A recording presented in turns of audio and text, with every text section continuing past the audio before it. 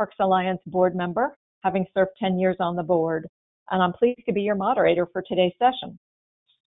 I think many of you know that City Parks Alliance created a 5-part video series last year with case studies that document the role of city parks as urban infrastructure. This webinar builds on some of those ideas with a look at 2 cities' innovative partnerships for parks. Speakers from Brownsville, Texas and Westminster, Colorado will share how they have funded innovative park and trail projects through cross-agency partnerships. In both cities, park leaders are partnering with leaders in transportation, community development, flood protection, and housing to identify how parks can meet multiple infrastructure needs while bringing recreation, green space, and connectivity to underserved communities. Our speakers will focus on a variety of ways you can lay the groundwork for cross-agency partnerships by learning how multiple city and regional agencies get started in their collaborations to build parks, understanding how to leverage multiple funding sources from city, state, federal agencies, as well as private funding, and show how these projects can meet the needs of low-income residents by strategically connecting them in their neighborhoods with affordable housing partnerships.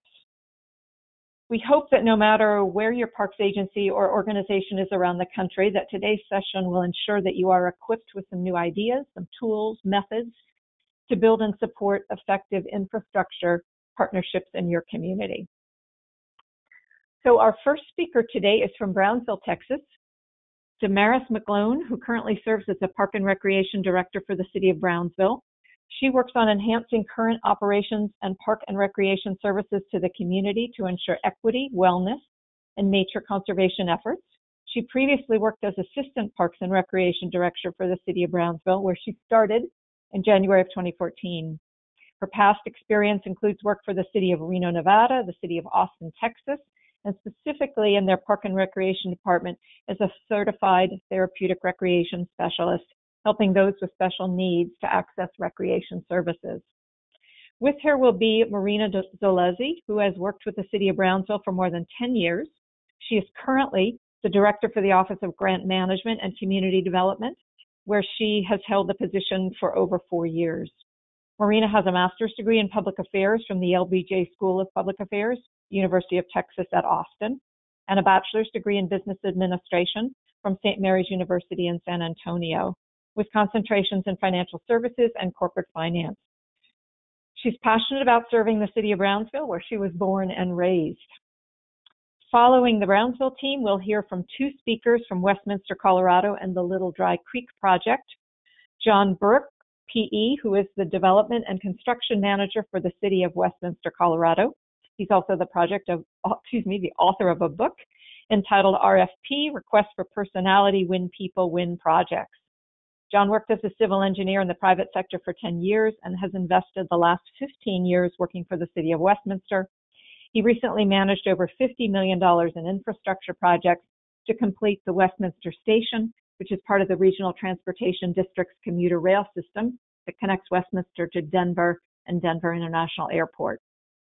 Along with John, we'll also hear from David Skoudas, who is the project manager at the Urban Drainage and Flood Control District in Denver, Colorado, where he has worked for the past 9 years. Dave manages master plans, development reviews, and the design, construction, and maintenance projects along major drainage ways in northeastern Metro Denver. Prior to working at the district, he was an engineering consultant for 9 years in Kansas, Nebraska, and Colorado. Dave has a BS in civil engineering from the University of Florida, my state. He is a certified floodplain manager and a LEED accredited professional. So the way this is going to work today is we're going to hear from all of our speakers and their presentations before moving into a question and answer session. We have a really good turnout on today's session, so in order to make sure we can respond to everyone as questions or problems arise, here's some tips. In order to ask a question, please click the text box underneath your question toolbox on your GoToWebinar control panel. Type the question in the box and click to send. Feel free to send in questions throughout the presentations, but just know that we'll hold them until the end of all of the presentations. If you experience a technical problem during the presentation, please type it in the question box and send it to us. And if you missed something, don't worry. We are going to download links to the presentation recording and send you copies of all documents referenced during today's webinar. They'll be emailed after the webinar. All right, let's get started. I'm going to turn to Damaris and Marina to talk to us about Brownsville. Thank you. Hello, everyone. We have the pleasure of sharing with you the work that the City of Brownsville has done in assessing community needs, fostering cross-agency partnerships, and leveraging funding for several planned projects in the areas of greatest need in our community. We are very excited to spearhead this innovative cross-agency stormwater park and trail project, which includes water development, recreation, transportation, economic, and community development. When I attended the City Parks Alliance conference in San Francisco, I was introduced to Rotterdam's innovative solution to stormwater management, a parks and engineering marriage, if you will, the Water Square. After attending the conference, I met with our engineering department and the Office of Grant Management and Community Development, who have since worked together to bring this type of project to fruition in Brownsville. Based on our research, we believe this is the first one of its kind in the United States. To help illustrate the community needs for Brownsville, we will briefly cover its geography, demographics, health disparities, and infrastructure. Brownsville, Texas is located on the southern tip of Texas on the U.S.-Mexico border. The City of Brownsville has been able to benefit from working with many federal, state, and local partners. For example, the city had received technical assistance in the past through the Strong Cities, Strong Communities designation, where accessing cross-federal agency expertise increased our local government's capacity for future projects. As many of our federal partners have stated, they love to work on projects in Brownsville as it is the perfect petri dish. If it works in Brownsville, it should work anywhere else in the nation. Here on this slide, you can see 5 major watersheds. They flow to the east and exit through the 2 main drainage outlets. The southern 3 systems, Town Resaca, North Main Drain, and Resaca de la Guerra, all combine into one channel just west of the airport and then flow east past the airport and then finally north to the Brownsville Ship Channel. The outlet channel presents a problem for efficient removal of water due to its elevation relative to the water level of the Gulf of Mexico. For this showcase project, the Southmost Waterplane Park will impact the North Main Drain Canal System. That's the area outlined in blue with the little red star in the middle, and it collects about 3,000 square acres of the city's water. With a population of over 180,000, Brownsville has a lot of assets, including its rich history, natural beauty, and culture, but the city unfortunately faces many challenges. 41.5% of residents' income is below the federal poverty line as compared to the state, which is 21.1%. Diabetes and obesity is the root of many chronic diseases that encompass our community. Our obesity rate is an alarming 49% for adults. 80% are either obese or overweight, and 1 in 3 are diabetic, which is 23% higher than the national average. Therefore, parks and trail projects such as these have been of great focus to be a part of the solution to our city's health crisis. As you can see in the pictures, the need to replace infrastructure that has exceeded its lifespan is critical for our community and as for many other communities as well. The average age of our pumps is more than 30 years old, and flooding occurs typically after 4 inches of constant or intense rainfall. The graph shows 2 rain events in 2015 and their rate of precipitation and the impact to the city, both resulting in major flooding. The intense precipitation fall in such a short amount of time severely impacts the pump's capacity, and the water backs up, flooding the streets, businesses, and properties. The project we will highlight is unique to our region. It provides residents access to a safe green space to improve health and quality of life while solving a major stormwater issue. This is made possible through our partners. Securing funding opportunities with partners goes beyond just submitting an application. It is understanding the mission and vision of each organization, understanding what their focus is and how that can tie in with your project. On this slide, you will see the local government partnerships in the middle. On the left are the local organizations, and on the right are our federal and state partners. The city is fortunate to work with numerous agencies for this project, including but not limited to Type B Economic Development Sales Tax Corporation, Texas Water Development Board, Metropolitan Planning Organization, U.S. Department of State House, urban development, community development block grant funds, among others. It would be great to highlight each agency today, but due to timing, I will focus on one key agency for our discussion. Texas Water Development Board was an unusual partner for parks projects, but when we presented the project to the organization, they were really receptive and excited about it. Once finalized, it will be one of their phase projects for the state of Texas. Excuse me, Marina. Yes, I just want to remind John to put his phone on mute, please. Thanks. Yeah, we're on mute. It's not us.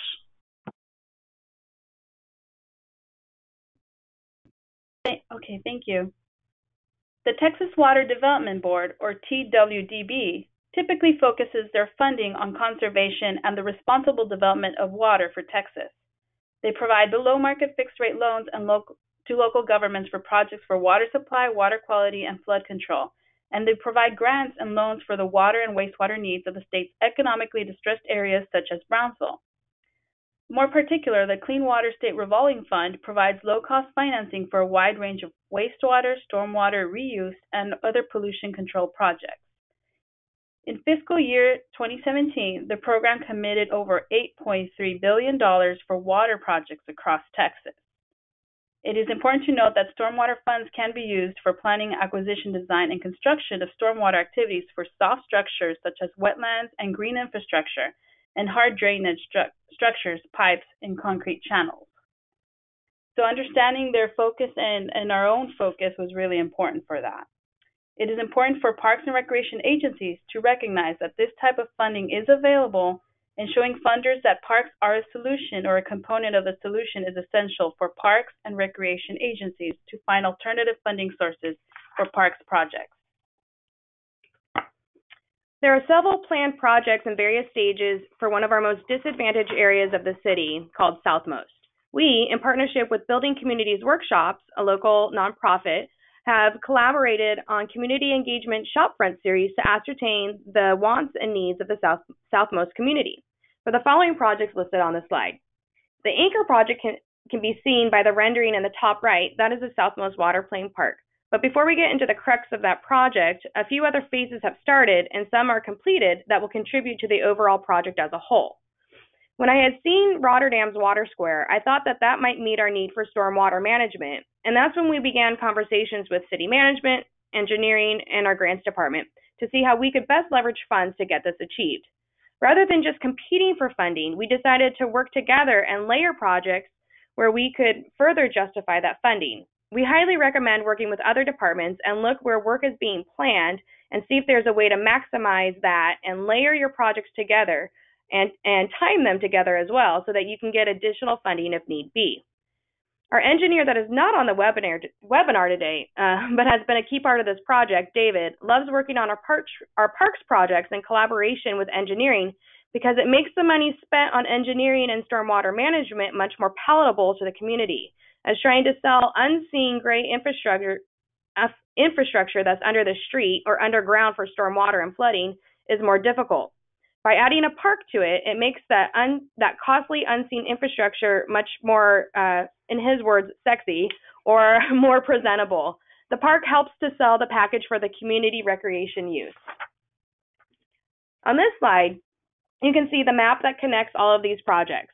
The lime green line bisecting the map is the Southmost Nature Trail, a $1 million project for Phase 1, which is 1.8 miles, it's concrete, and it has the addition of a culvert and a bridge. Once all phases are complete, it will connect thousands of people in the neighborhoods to 3 schools, 4 parks, 1 library, and 1 police station, to shopping centers, and to work. This trail serves as a transportation corridor as well as a recreation amenity. The bridge was extremely impactful since the residents living in proximity of Phase 1 of the trail, which constitutes about 11,000 people, would previously obstruct the canal with litter bridges in order to cross over, ultimately causing further water blockage and flooding problems. Now with the bridge built, that is no longer the case. Phase 1 of the Southmost Nature Trail included a major component of the Waterplane Park. The trail was rerouted to cross a bordering canal, adding a culvert crossing. The structure's focus was to isolate the floodwater when it rises in the north main drain.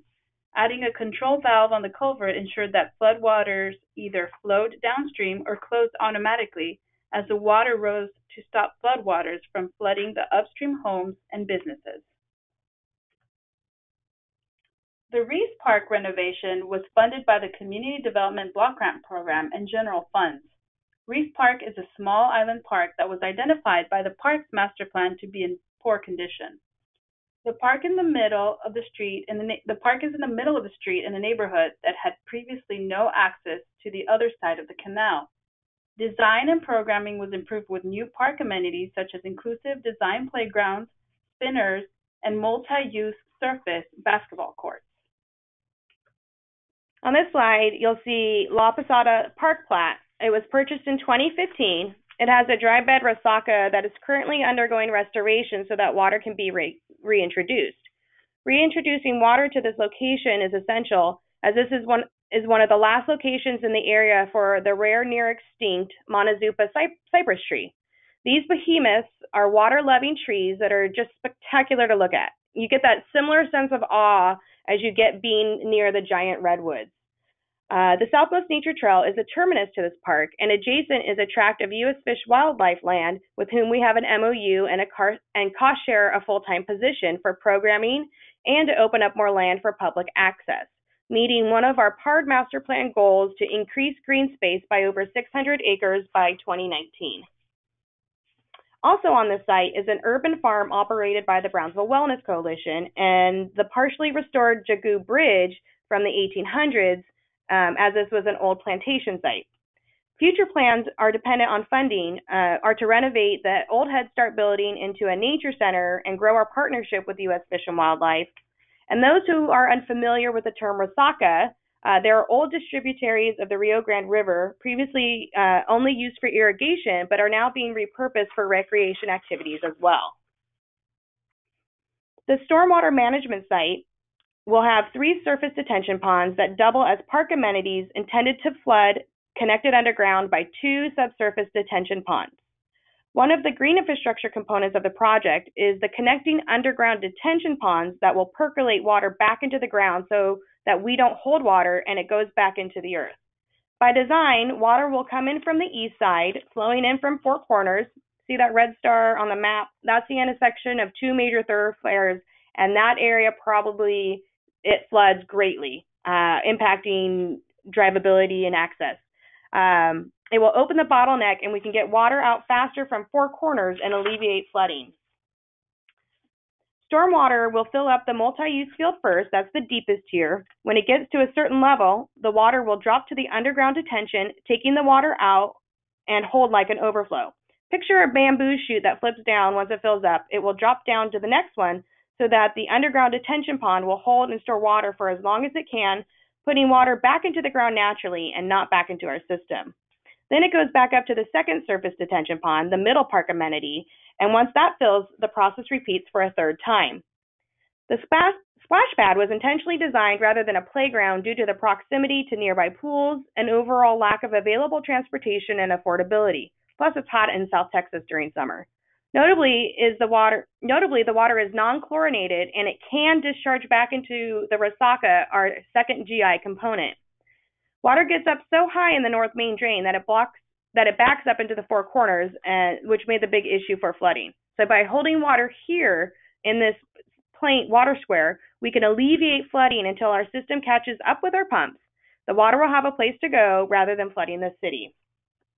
To have an understanding of the water plane's capacity, Rotterdam's water square holds about 8,500 bathtubs, or 1.7 million liters, while ours holds about 6 times of theirs, or 67,000 bathtubs, or 4 million gallons of water, which is about 6 Olympic-sized pools. And Rotterdam's, theirs falls short of 1 Olympic-sized pool. This slide shows that by working with various partners, or different layers, if you will, and thinking outside the box, an urban city that faces high poverty rates was able to leverage 7.5 times the city's $1.3 million investment, for a total investment of $9.6 million for the betterment of a seriously disadvantaged area. It is extremely important that we are innovative when looking for partnerships and funding, especially since Brownsville is a philanthropy desert. lacking the number of foundations that can provide funding compared to other areas. We have strong foundations, but they are limited and scarce. The most important and amazing thing about working with our partners is that we realize time and time again, and project after project, that we can achieve so much more by working together, which is a win-win situation to the organizations and its community members. When seeing what funding sources are out there, ask yourselves, how can you tie their mission and focus with your park's mission? And we'll end with a snapshot of the next phase of the Southmost Nature Trail, primarily funded through Category 7 transportation funds and potential future land use acquisitions for more water squares. We estimate completion of all phases of the Southmost Nature Trail by 2020. And again, we highly recommend working with as many partners as you can to co-align your missions for funding opportunities, and meeting with your other city departments and look at what they're planning and to see how you can layer parks projects, especially with quote-unquote essential departments. As we know, safety, fire and PD, and then engineering and public works tend to get the bulk of funding. So by layering that park component with their projects, it's going to make parks projects a vital part of city planning and funding. Great. Thank you, guys. Thank you both, Damaris and Marina, for a great explanation of your Brownsville work. As a reminder to our participants, you're welcome. As a reminder to our participants, please be sure to send in your questions via the questions box. I see already a few. Go to webinar control panel at any time, and we'll be saving the questions for the end. So now I'm turning over the program to John and David, who are going to talk to us a little bit about what's going on in Westminster, Colorado. Oh, thanks, Kathy. Hi, this is Dave, and I'll be starting us off today. We're going to be talking about the Little Dry Creek at Westminster Station project. This is a project on a 40-acre site that was once a blighted, flood-prone industrial area, and it's since been converted to a new commuter rail station that opens on to a beautifully restored stream with miles of new trails, a new lake, and even room for a future nature playground. Now, making this project happen was a collaboration between many stakeholders and funding sources, but with the site being almost all in a floodplain, the design had to first consider what amenities are going to get flooded, how often, and subject to what type of hydraulic forces, because we can't have the project fall apart every time it rains, and we wanted to avoid creating a public safety threat by inviting everybody down to the water. Now, because of the floodplain aspect of the project, sorry, I'm trying to advance my slide here. Hang on a sec. Okay, because of the floodplain aspect of the project, the early phase contracts were managed by the Flood Control District. Now, we are a special district that encompasses the greater metro Denver area. You can see our boundary here in blue. Our funding comes from a mill levy on property taxes. We facilitate the rhyme and reason to how thousands of miles of streams are managed as they cross 40 city and county boundaries. Now, in this project, the district contributed funding, project management, and technical expertise. We also have very efficient and flexible project delivery processes, which came in handy with all of the project phasing involved. We always work in partnership with local communities, so we also have intergovernmental agreement templates, and this helped on early phases because we brought funding together from Westminster, Adams County, and the district with minimal legal back and forth, which I'm sure you can all appreciate. We held the combined funds in an interest-bearing account dedicated to the project. Now, later stages of the project after the floodplain work was done were managed more directly by Westminster, and John will get into some of that.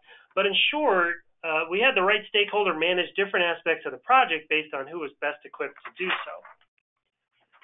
Okay, so some background about the project. We've got a 40-acre parcel south of the railroad tracks. Most of it's in the 100-year floodplain, including a few dozen structures. The area was historically industrial, and as industries slowly left, it became quite a dumping ground. I made a side project of cataloging the different types of trash we saw around the project. The stream was in bad shape, and in that bottom photo, you can see a 15-foot cut vertical bank that was only around 15 feet from that house's back door. And that area to the south was a lower-income neighborhood that has an interesting name. It's actually called Goat Hill. and there were actual goats on a hill in the area for some reason. In 2004, Colorado voters passed legislation to fund new passenger rail with a new station planned for this area. A problem was that the tracks were at a high flood risk. The existing culvert under Federal Boulevard was undersized, and as floodwaters would build up, they would eventually spill over the tracks to a depth of 5 feet, which is kind of a problem. That's right, Dave. So this is John Burke here. And I remember having some of those multiple conversations with the Regional Transportation District early on what they're going to do in order to keep the commuters safe. You know, in fact, I remember one of their original plan was to just build a flood wall to protect their tracks, but that was going to put more private property into the floodplain. It seemed a bit short-sighted, and I'm glad that we were able to convince them of a better alternative. And that alternative was working with our team to lower the floodplain by 5 feet. They would contribute $2 million to that effort, and we do all the design, permitting, and construction. They had an issue with the floodplain. We had a solution. That's going to lead us into another key theme of this project, and that is vision casting. In order to find the right partnerships and associated funding, we first had to cast a vision for what we were trying to create with a larger project in mind. So how do you take a rundown urban area and get people to believe in a transformative future? You develop a plan. In this image, you'll see the existing conditions map with all the light industrial buildings, some residential, and a 40-acre junkyard, as Dave described, also known as Little Dry Creek. But we hired great consulting teams that were tasked with creating an imagery for what could be instead of what was. This graphic that you see now shows a rendering of what the future redevelopment would look like. A vibrant, transit-oriented development right adjacent to a 40-acre park that would serve residents and commuters alike for miles around. Once you have the vision in place, we broke it down into bite-sized pieces to find the right partnerships and associated funding. Now, we're not going to talk about all these other project elements in our limited time today, but as you can see from this slide, we broke the larger project into smaller ones that included roads, utilities, bridges, a parking structure, and major dirt export to lower the floodplain. As we focused on the floodplain and park project, we used this more detailed rendering to cast the vision and, more importantly, a feeling, because people buy on emotion. When you look at this image, can't you just imagine walking on the trail on a warm summer evening, watching ducks floating down the creek while listening to a concert and the faint sound of kids laughing and playing in the background? This wasn't your typical drainage project, and we had a unique opportunity to construct a beautiful park and solve significant flooding issues. But one of the major questions we kept asking ourselves was, how do we build a world-class park in a floodplain while keeping people safe? Enter our design team. Through our interviewing process, we found an engineer that thought like a landscape architect, and a landscape architect that thought like an engineer. There were many meetings when we brought the different design trades from ecologists, architects, engineers, scientists, and even the general contractor that was ultimately responsible for building this vision. As you can see from this slide, I think it worked. The top picture shows a rain event shortly after we placed the landscaping, and the bottom picture is a few hours after the storm ended. And this was the result we were looking for, a high-quality design that would withstand major storm events without the need for major cleanup efforts. Now, Dave's going to share some of the details on how this all came together. Thanks, John. So if you're going to build a bunch of amenities in an active floodway, it's important to understand the stream system you're working in. A highly erosive stream that's going to dump a bunch of sediment on your project every time it rains, well, that wouldn't be an ideal place for a park. You should also consider how urbanized the watershed upstream of your site is, because if there's going to be a bunch of new construction, well, that could also dump a bunch of sediment on your site as well. So you need to be realistic. Now, for us, our project was in a fully developed watershed where most of the stream had been channelized by flood control project. So if you go just a half mile upstream of our project, the creek actually looks like the LA River in that upper photo there. Now, not the look we wanted, but on the bright side, we wouldn't need to worry about a bunch of sediment coming onto our site every time it rained. We wanted a more natural-looking stream like the bottom photo, which is a finished photo of our project, but we needed it to be as stable as the upper photo because we were introducing park amenities, trails, pet bridges, you name it, and we didn't want the stream eroding and moving all over the place within our own site. So on our site, that meant importing a lot of loose but densely graded rock to armor the stream bed. Now, this served to lock things into place and it created a truly engineered but also a very natural looking stream channel. So I'm going to turn it back over to John to talk about some of the partnerships we needed to make this happen. Now, like we were discussing before, the challenges of a project inherently bring opportunity, such as the challenge RTD had with the floodplain and how we worked together to find a solution that benefited all parties. Now I'm going to share with you a few others that came about during this project. The first was the massive amount of dirt we had to export from the floodplain. 400,000 cubic yards of dirt had to get exported out of there.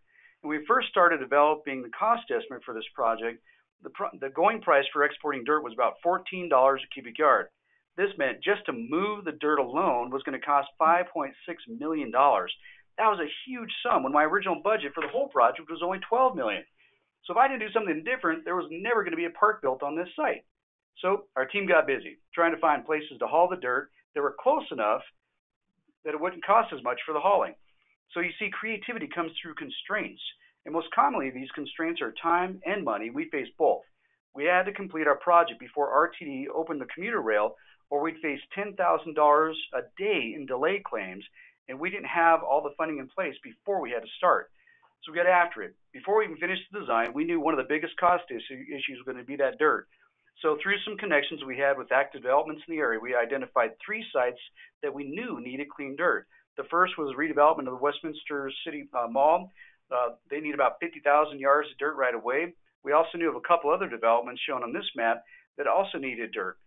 And so we worked together to select a contractor through a CMGC method, and before the design was finalized or agreements were in place for these other sites to take the dirt, we negotiated specific pricing with our CMGC contractor and ultimately cut the price of moving the dirt in half. That's right, we went from $14 a yard to $7 because we shared some of the risk and identified spoil sites in advance of bidding the project out. That alone was a savings of nearly $3 million. That was a huge first move on making the project a reality. As you can see from this slide, we put together dozens of partnerships over the course of the project to make it come to reality. All told, we had curated relationships that collectively pulled over $78 million to this amazing project. Now, some of the other interesting challenges we faced came in the form of wildlife and effluent. Now, even though this was a very urban corridor, as Dave explained, this segment of Little Dry Creek was no stranger to wildlife. In fact, we had a small family of beavers that decided to move in and make a little home for themselves. You can see from that top left photo. Additionally, they must not have read the local paper, as they just didn't realize that we were about to destroy everything they called home. So we got to have a little fun, ended up hiring a company that relocates beavers. Now, you may ask, who would want a beaver family on their property? Well, the answer is fairly simple. You see, beavers don't need a permit from the EPA or Corps of Engineers to build dams. So we hired this company, and they sent the beavers to a nice new relocation package in southern Colorado. One of the other early moves we had to make was relocating existing sewer lines from the creek corridor. The existing sewer line that collects about a third of the city's effluent ran right along the creek corridor. In fact, in a couple places, you could actually see the top of the 24-inch clay sewer line as across the creek. That was not a very environmentally safe position to be in, and thankfully, we partnered with our utility owners to relocate their sewer lines to a better long-term location. One of the biggest challenges wasn't the relocation, though. It was about crossing Federal Boulevard that was built on a 40-foot high embankment. Now, Dave's going to share with you some of the details on that effort. Thanks, John. So we basically adapted as the project went along to do the right thing based on the phase we were in. So we had at least 10 different construction contracts throughout the project, and we used different project delivery methods depending on the scope of work, the funding sources, and the risks we were dealing with. So job order contracts, some low bids, and some CMGC contracts. And if you have questions about that, let us know. But the tunneling work was risky. We didn't want to collapse the arterial street above us as we tunneled underneath, but we also had really flat gravity sewer lines with slopes of less than 0.5%. With such tight tolerances on line and grade, and because of the cost and complexity of tunneling construction, we used a CMGC-style contract for this scope of work. We had a strong relationship with a really great local tunneling contractor, and we were able to select them based on their qualifications and work with them during design to figure out the cheapest way to get these tunnels built so they drain the right direction. An open bid on this part of the work would have created too much uncertainty given the constraints we had. So collaboration between owners and contractors was important. Collaboration amongst various contractors was also important. During construction of our project, the commuter rail station was being built. You can see there on the left. Federal Boulevard was also being widened with a new bridge and retaining walls. You can see kind of at the top of that photo on the right. The station and roadway contractors had to use our site for staging and access, and so our contractor had to coordinate with those other projects extensively. Now, I'm not going to say it was always a happy collaboration for our contractor, but they did their part to make it work. Another thing is to be opportunistic. On a large site where you're going to be working on it for several years, the economy of scale can mean there are potential cost savings if you're looking for them. As we dug the deepest area to create the lake, we got into a lot of gravel that actually made for good road subgrade and for trail side shoulders. So rather than haul that material off-site and import a bunch of other rock, we saved hundreds of thousands of dollars by using it. You know, another area where we got creative, Dave, was the color of money. About 2 years before the project even began, I submitted for a transportation improvement project grant through the Denver Regional Council Governments and was successful in obtaining a $1.5 million grant, but it could only be used for trail connections. So since we were doing a portion of the regional trail with our project, we could only use those funds for that purpose. The challenge, however, was these funds were federal dollars, and therefore we needed to pay Davis-Bacon wages and all the reporting requirements, etc., but we didn't want to federalize the entire project. So we had our CMGC contractor do some of the more difficult construction in advance of the trail work, as you can see from the picture on the bottom left. That allowed us to leverage the small amount of grant money to only install trails and a bridge. It was moves like this that allow us to keep the project moving from vision to reality. I carried this image to dozens of meetings with our city council, county commissioners, open space board, public meetings, and anyone I could think of that I needed to support the project. And we got really good at selling the vision for what could be. Now, there are dozens of other stories we could share about this multifaceted project, but we want to leave you with a couple simple messages. The first is establish a grand vision, as this will allow you to get the believe in before you get the buy-in, and funding follows vision. The second is to look for and cultivate strategic partnerships. And lastly, find a way to turn your challenges into opportunities. Thank you. All right. Thank you, John and David. That was great. We have had listeners sending in questions. I'm going to start the question and answer period now. I want to come back to John and David and where you ended. And you both, as well as the folks from Brownsville, talked a lot about the value of vision for the project that was broad enough to attract different kinds of funders, different departments. Can you talk both in terms of the vision as well as your local leadership, your city managers, your elected officials, and this idea that they were actually building a park and creating a transit station and solving a flood control problem all at one time? Does your leadership encourage collaboration? How did they support what you were doing? Well, and this is Dave. I want to say something on John's behalf to answer that initially. I think with the rail and the train station coming to the area, that kind of galvanized a lot of folks at the city. So I think, at least in terms of the city of Westminster, there was a lot of alignment at all levels that they wanted to make something great here. But I think a big thing John did was he became kind of an ambassador for the project. You know, we had that slide with all the different stakeholders. And so he sort of had a dog and pony show, and he went and met with all these different groups over the course of months and years and really had to be an ambassador more externally facing than internally, I would say, just because the train station was such a catalyst. I don't know if you want to add anything, John. No, that's exactly right, Dave. And you know, and a big part of that is obviously having support from top down. So I had, city council was in alignment. We had our city manager, our different departments. Again, it was multifaceted with different funding sources from our utilities, from our parks, from our community development, road and bridge fund. I mean, you look at all those pieces, and I think what was, as I really look back at the project, that was the one thing that made it so successful, is that we all got in alignment. So I was able to pull money from utilities, and I still had a manager, an engineer out of that department who managed that, but I was side by side with him the entire time. We were looking at mutually beneficial opportunities to spend those monies in ways that helped us both. And without that top-down kind of buy-in to the project, this never would happen. And so we really just, like Dave said, I was in front of council constantly talking about, change orders and how much more money we need and why are we doing this. But you always have to tie it back to that emotion, that vision. It's because we're going to create a regional destination. We made comparisons to other parks in Denver that were fantastic, but how this was going to be a differentiator for the marketplace and how it was going to bring community to this area and then the economic impact it was going to have ultimately with redevelopment in this underserved part of town with low-income housing opportunities and things like that. So you hit enough of those kind of pieces of the pie and you really start to get that support, and it was an easy sell from that point forward. Marina and Damaris, you guys, in talking about your Brownsville project, talked a lot about the fact that you were working in an underserved neighborhood. And I wonder if you talk a little bit about how the collaboration supported this case for equity, for meeting the underserved park needs, and also whether, as part of your thinking, did you think about the possibility of gentrification? You were really creating some wonderful new assets in underserved communities, and might that actually end up displacing those folks rather than serving them? Well, thanks for the question.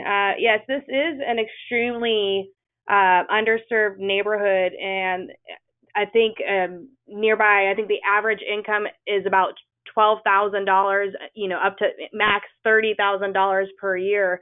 And so gentrification is always on our mind.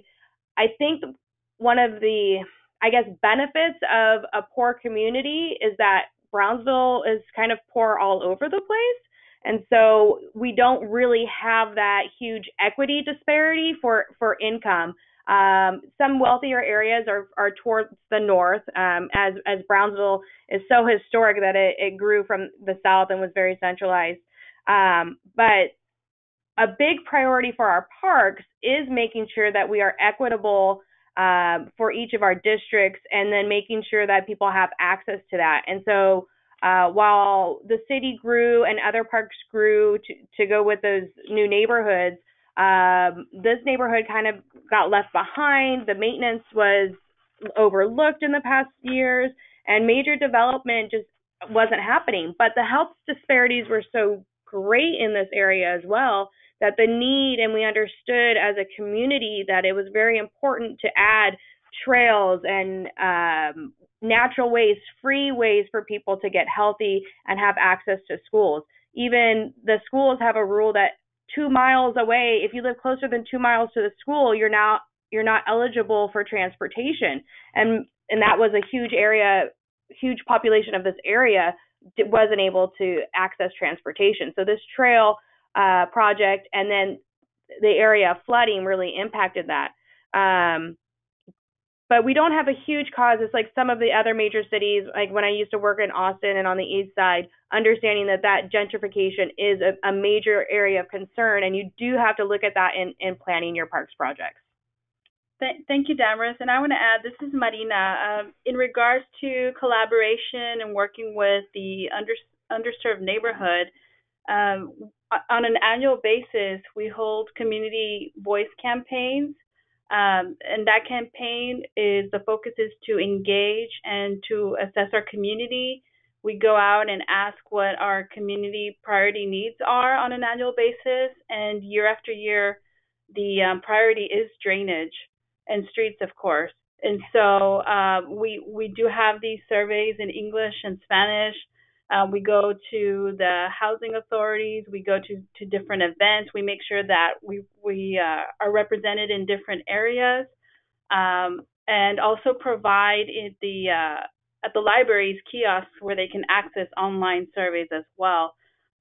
So that helps a lot also when we're collaborating and engaging the public and presenting that information to our leadership with that support. And as mentioned in the presentation, also with the partnership of BC Workshop, there's a shopfront series that was held in the area, in the southmost area, for this project. And so collaboration is key, and making sure to host it in the language here is predominantly Spanish, so we had it in Spanish and in English as well. John and David, I think you guys had a housing connection in your project. If I remember correctly, you worked with one of the housing authorities on a low or moderate income project in conjunction with your park and flood control project. Is that right? Yeah, in fact, there was the Adams County Housing Authority owned a number of apartment complexes in this exact area.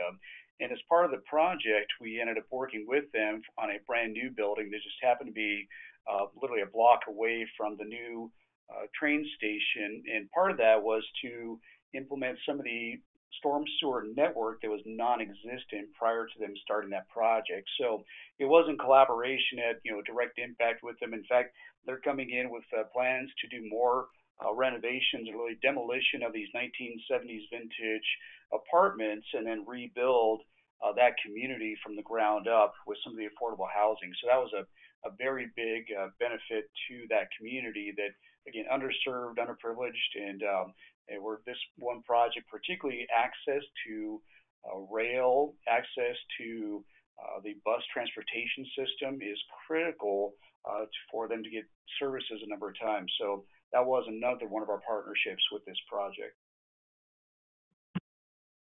Marina, you made a case for the health issues in Brownsville. They were pretty compelling. Can you talk about whether you found or engaged funders, private health funders who were interested in that case and willing to support the project from a health perspective? Yes, so one of our local foundations is the Valley Baptist Legacy Foundation. And as you mentioned, yes, we do have the very high obesity rates, the diabetes rates. And so our, like mentioned, we have scarce, but they're strong foundations. We had the opportunity to submit for a $100,000 planning grant that was funded for an active tourism and transportation plan. And that represents the partnerships with 10 communities in the Rio Grande Valley that connects trails and other areas to connect. And it's because of that, speaking that case, looking at our health disparities and how we can promote healthy living. And so that $100,000 funding was key for other funding and other partnerships. Resulting from that, we were able to secure over $1 million with the MPO for a portion of a trail that would connect Brownsville to Los Fresnos, our neighboring community. And then also from the active plan, we have the partnership with Rails to Trails as well. They secured funding with the Legacy Foundation to fund another portion of that trail. So we're really excited about that. A couple of technical questions, one for each of you. Marina and Damaris, one question wants to know how you're treating the water in the splash pad if it's not chlorinated. Oh, I wish I had my engineer on right now. I know we've spoken about it, and I'm like, what are the exact technical terms? There is, I want to say the two sensor systems. One is going to be UV, and it's in the system of treating it. And I wish I knew the exact terms for how. Do you remember, Marina? No, but we definitely will get with our engineer, and if possible, we can get that contact information with that specific question, and we'll definitely reach out and provide that answer. Yeah. But yeah, I know that we're doing the GI component of that as well, so that we could absorb it back into the ground and back into our watershed and runoff, so that it could go and the Rio Grande ends right into the Gulf of Mexico. So that was extremely important to us that we're able to reabsorb that and not chlorinate it. Great. Sounds like that questionnaire ought to grab your email off this slide and send you a note for follow-up. And yes, for John please. And David, I can't remember which one of you mentioned the CMGC project delivery method, and one of our listeners wants to know more about that.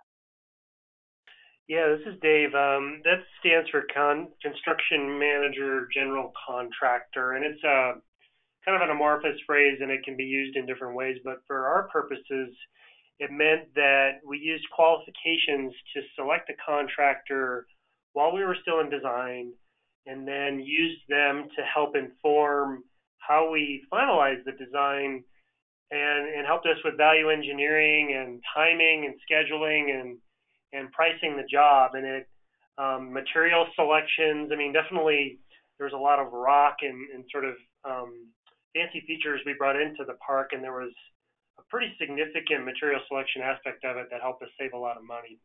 John wants to add something here. No, just on that point, Dave, there was one of the funnest things for me is we, because some of those visuals that you saw, the creek corridor, we were ripping out, 14 feet at cut. And so every bit of vegetation was going to be gone. And we didn't want to create this urban, LA channel concrete line thing, but we wanted a really stable creek bed. And one of the ways we wanted to do that was to import a bunch of boulders to make it look like a nice, rocky mountain river, like you'd see something up in our mountains. And so one of the things we did, one of my guys here at the city happened to be driving through a town called Fairplay, Colorado, where they mine for gold.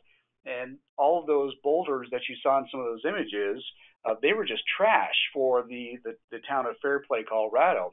And so working through a CMGC method, we were able to have a conversation directly with our contractor and have them do side-by-side bidding analysis on how much would it cost for them to drive their rigs up to Fairplay, which is about an hour and a half, 2-hour drive one way, and then bring those boulders down versus buying them from a quarry where they're mined about an hour, northwest of here. And it turned out it was less expensive for them to go get this beautiful bluish, grayish boulders out of Fairplay and haul them down than it would have been to get them out of a quarry. So it's not only the method of contracting, but it's the rationale as to the value add. And I'll tell you, but that one simple move by getting a contractor that works side by side our design team to then value cost analysis on every single move from, head walls and access to dewatering to constructability to materials procurement, all those analysis we went through saved the project millions and millions of dollars. Yeah, and I think as far as pricing goes, a concern with that is like, how do you know you're getting a fair price? And basically, we always had our engineer running independent cost estimates on everything they were doing. And if there was ever like a large disagreement in the estimate versus the contractor's cost, and let's say anything greater than 10%, we'd start having conversations about unit costs and go line by line. And generally, we could negotiate a price that we all felt was reasonable. And a nice thing was we were able to eliminate a lot of risk out of the pricing. But it relies on a lot of mutual trust between the owner and the contractor to make something like that work. And it's also a little harder to communicate with elected officials because people are used to low bids being an easier sell. Both of you in your presentations focused your discussion about funding primarily on the capital side, where you found the funding to actually build and construct these projects. Can either one of you talk a little bit about maintenance funding and whether that will also be done through collaboration and partnership? Start with Westminster. Sure. No, I can tell you, we very quickly through a couple things, and I'll let Dave talk a little bit about urban drainage and that relationship we have with them as a district and the mill levies they assess. But one of the things we did fairly early on to get buy-in from our Parks Department was we had them literally walking through with us, okay, what's it going to take to maintain this project? Should we have, this much irrigated bluegrass? Should we have this area xeriscape? Should we have, boulders here? How do we want to maintain? What's the level of maintenance? And then we just started allocating funding internally at the city to maintain those more significant park-like elements. And then Dave can talk about some of the other urban drainage side. Yeah, so it's important to include maintenance folks in your design decisions because, yeah, there's a long-term maintenance component. I think, at least from the flood control district, we're not going to change light bulbs or handle irrigation or turf grass or that sort of thing, but our interest is really in maintaining flood conveyance. So we do some vegetation management, debris removal, and trash removal. And the way we coordinate that with the city, who does a lot of the other maintenance, is really maps and schedules. These are the areas we're going to do maintenance on. This is the type of maintenance we were going to do, and then this is the schedule that we'll be doing it. And I think, if I could really simplify it, it's draw a picture, have a schedule, talk to each other, and you'll figure it out. Yeah. Yep. How about you guys in Brownsville? Okay, to answer the other question real quick, the answer is biofilter and the underground detention, but we can get more details from our engineer after that. And then, a lot of focus goes on to the grant CIP funding aspect of it, but we always are having a conversation with our finance department. And then, of course, for us, it's a parks-led project as well. And so understanding what that maintenance cost will be and incorporating that into a general fund. But with that goes, we're doing our matrix for every acreage, how much personnel is needed, how many hours of maintenance, do we need more people and equipment. And so as we put that together, we want to make sure that our city management understands the support needed as we grow. So is the need for personnel, management funding for the management of the site, and equipment. Yeah, so I want to just add, that's why it's extremely important to have everyone at the table at the beginning of the project, and trying to secure as much grant funding on the capital project side, because we do understand that the maintenance will come in mostly through general funds, and that everyone's on the table, and like Damer said, having a schedule in place and already having that overall picture of the project and making sure everyone's on board at the beginning. We've got 1 minute, and I'm going to throw this last question back to the Brownsville team for the water plane project, right? So you came back from the conference, you said we want to do what the Dutch are doing. What kind of risk-related concerns did the project have to overcome in order for people to say, okay, let's try it?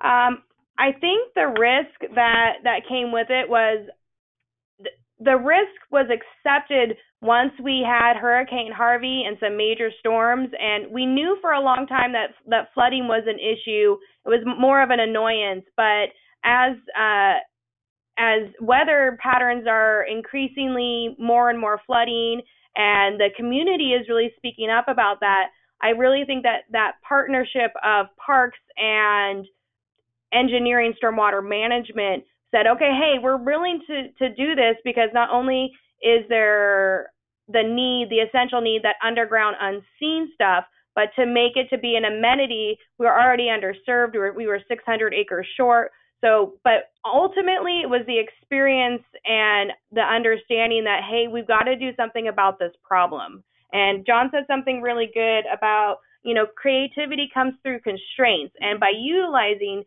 that constraint of weather, we had to be creative and layer these projects together. And Damaris, I'm sorry, really quickly, Damaris, when she came back from the conference, we hold weekly director meetings. So it's our city management and all the directors of the departments with the city. She went ahead and presented that concept. And so it's having everyone on board, right when she came back. And like she said, having these unfortunate weather events, that plus the data from our health disparities, it's all there, that there's that need. All right, thank you. That was it for questions. I want to thank you all so much. They were great presentations, and you did a great job answering questions. Anybody who didn't get their questions answered today, you can reach the panelists directly at the emails that were shown on the screen, or you can email City Parks Alliance directly. All the webinars on our website at cityparksalliance.org are available. They're there for future webinars as well as registration information. If you're a member, you'll also find our full webinar archive, so you can access all past webinars. All access to webinars, including the archive, are just a few of the many resources available to City Parks Alliance members. We also offer city workshops, urban park study tours, a resource library full of examples of MOUs and other kinds of agreements, a job bank, and discounts at our biennial Greater and Greener Conference. This session is the first for 2019, focused on funding and equity. Our next webinar is a deep dive member-exclusive webinar on March 20th called Building Community Ownership Through Engagement. This webinar is free and exclusive for members. So if you are not a member but would like to attend, visit cityparksalliance.org/join. Within the next week, you'll receive an email with a download link for a copy of today's presentation, a link to become a member, and links to other resources at City Parks Alliance. So among the many reasons to be a City Park Alliance board or member, which I think is one of the most important, is the opportunity to attend its conferences every other year. The next one's coming up this summer, July 20th to 24th in Denver, Colorado, not far from Westminster.